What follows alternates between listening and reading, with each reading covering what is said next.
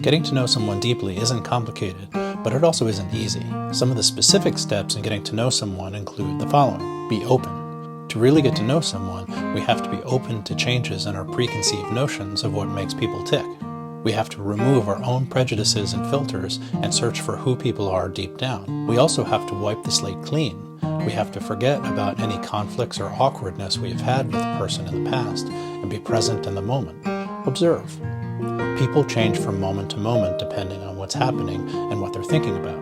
Some of these changes are drastic and some are subtle, but we can learn to recognize them and what they are telling us. They include changes in people's moods, in their energy level, even in the rate of their breathing and pulse. Also take note of their posture. Are they straight-backed with their head held high, or are they slumped down with a bowed head? Are they leaning back with arms crossed, or are they leaning forward in attention and interest? All of these send signals about what people are thinking and feeling. Listen. What people say and what they don't say tells you a lot about their passions, their self-confidence, and their worldview. Pay attention to the words they use and how they start their sentences.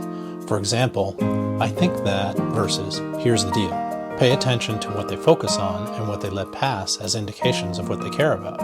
Reflect.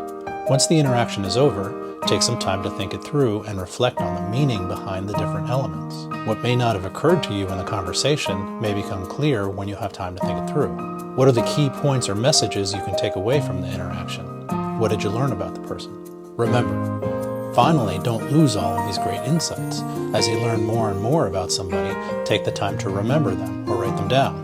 Knowing someone can build over time, but requires us to remember what we've learned from when we meet them to the next time we meet them, especially if it's a person you don't get to see that often. Don't start from scratch each time you talk to someone. You won't engage in these elements every time you talk to someone or with every person you talk to, but as you develop the habit of using these skills, it can be helpful to practice these steps with everyone you talk to. It's also important to think about your approach. Build these elements into conversations naturally.